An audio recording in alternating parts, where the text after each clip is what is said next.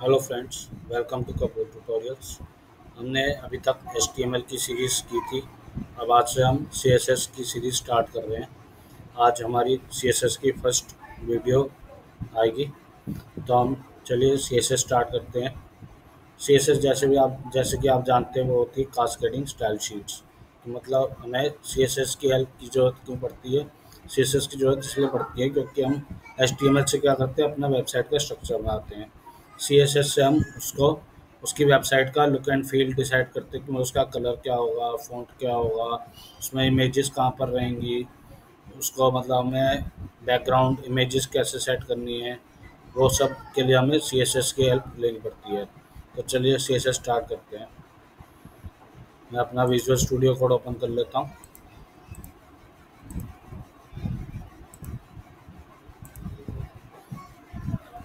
Visual studio code में मैंने अपना CSS का फोल्डर क्रिएट कर लिया है। उसके अंदर अपना एक हम index.html क्रिएट करेंगे। चलिए, जैसे हम अपना स्ट्रक्चर क्रिएट करते हैं वैसे ही करेंगे।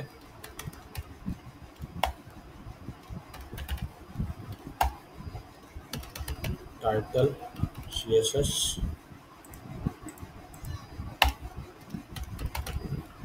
बॉडी। देखिए, ये हमारा स्ट्रक्चर तो वैसा ही है जैसे HTML में होता था। हमारा CSS क्या करता है, HTML के साथ यूज़ होता है, इसलिए हम उसको HTML के अंदर लिखते हैं। देखिए, CSS जो होती है हमारी 3 टाइप की होती हैं। पहला इंटरनल, सेकंड इनलाइन, थर्ड हमारा होता है एक्सटर्नल CSS। हमने HTML में देखा था, इंटरनल और इनलाइन देखा था। फिर भी हम एक बार इसको रिवाइज कर लेते हैं।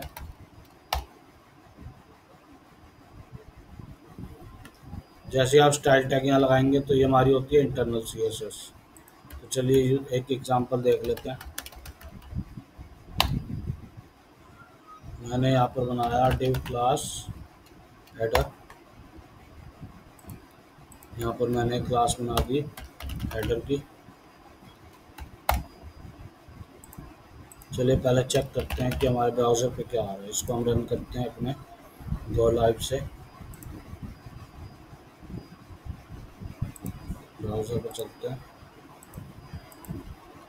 Local host 5500। देखिए हमारे पास हेडर आ गया। अब जैसे कि मैंने आपको अब तक की वीडियोस में बताया था कि हमारी एक रीसेट CSS होती है। Margin 0, padding 0। जैसे ही मैंने ये लगाया, हमारे ब्राउज़र की मार्जिन पैडिंग, डिफ़ॉल्ट जो मार्जिन पैडिंग थी वो हमने रिमूव कर दी है। तो चलिए हेडर क्रिएट करते हैं हम एक अपना इंटरनल CSS से। देखिए बैकग्राउंड में आप कलर देखते हो। सपोज मैंने रेड दे दिया। देखिए आ गया। अब इसमें मुझे पैडिंग देनी है।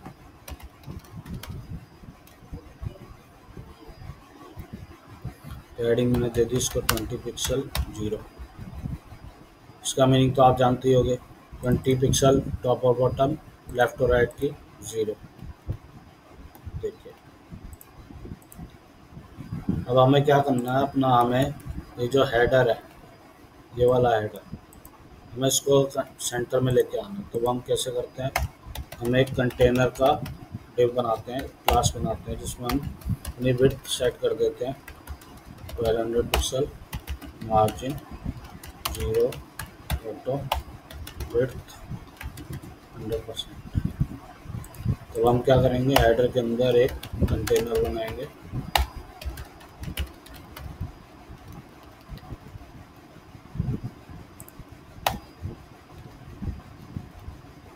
ठीक है, देखिए हमने CSS इसमें लगाई। अगर मैं इसमें CSS ना लगाऊं तो हमारा जो पेज है वो कैसा लगेगा। देखिए बिल्कुल ऐसा लगेगा, जिसमें कोई कलर नहीं है, कुछ भी मतलब अट्रैक्टिव कुछ नहीं है। तो HTML के साथ CSS जब ऐड होता है तो हमारी वेबसाइट का स्ट्रक्चर, बिल्कुल उसका जो लुक एंड फील है वो अलग ही होता है। तो ये था हमारा एग्जांपल इंटरनल CSS का। एक होता है इनलाइन CSS। चलिए इनलाइन CSS भी देख लेते हैं। इनलाइन CSS क्या होता है कि हमने यहाँ पर स्टाइल लगाया, इसके अंदर हमने बैकग्राउंड दे दिया रेड,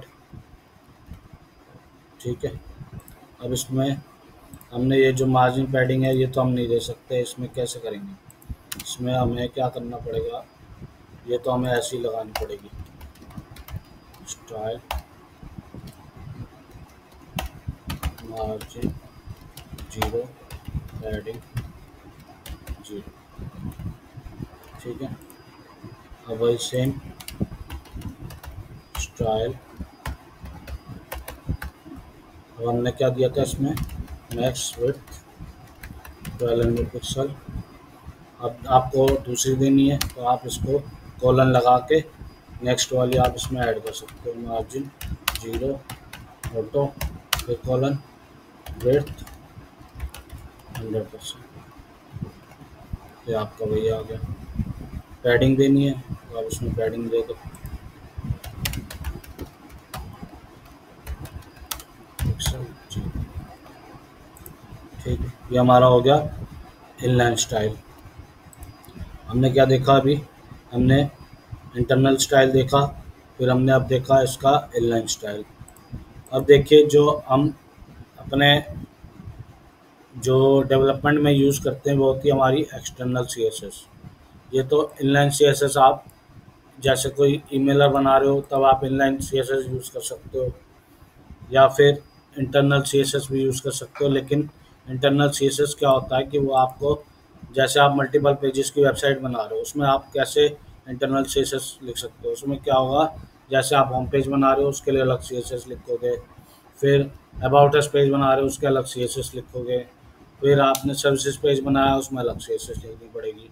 ऐसे सेम इनलाइन में होता है कि आप जो आप एलिमेंट लगाओगे उसके अंदर आपको अलग अलग CSS लिखनी पड़ती है।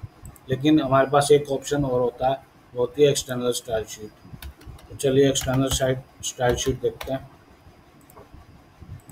अभी मैं क्या करता हूँ, यहाँ से ये सब हटा देता हूँ,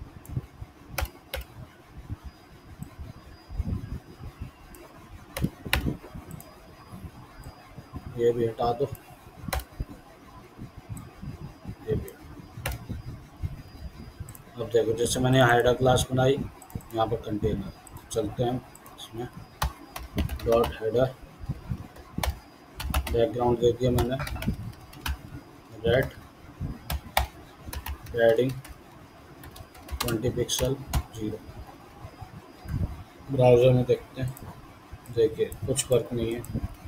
क्यों? क्योंकि हमने यहाँ पर अपनी एक्सटर्नल CSS इंक्लूड नहीं की है।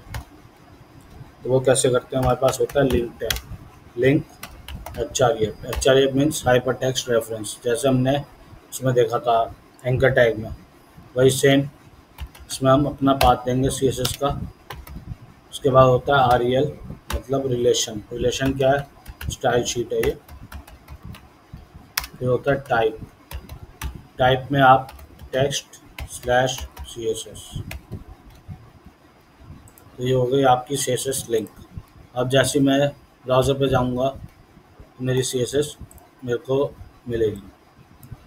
अब देखिए इसमें हमने वो नहीं लगाया, reset CSS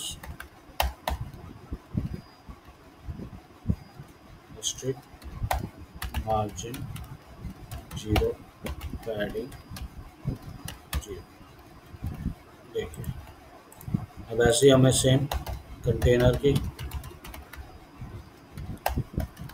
width 100%, max width 1200 pixel, margin 0, ठीक है। ये हमारा हेडर बन गया। अब हमने क्या देखा, 3 टाइप की स्टाइल शीट देखी, इंटरनल, इनलाइन और एक्सटर्नल। तीनों का हमने यूज़ देखा कैसे कैसे यूज़ होती है। तो चलिए आज के लिए इतना रखते हैं, नेक्स्ट क्लास में हम आगे और इसको आगे करेंगे, एक्सटर्नल स्टाइल शीट्स को और एक्सप्लोर करेंगे। इनकी जो प्रॉपर्टीज़ हैं हर एक प्रॉपर्टी को हम ध्यान से देखेंगे अब CSS में। जैसे ही आपको अगर ये वीडियो पसंद आई हो तो आप इसको लाइक शेयर सब्सक्राइब करते रहें। Thank you.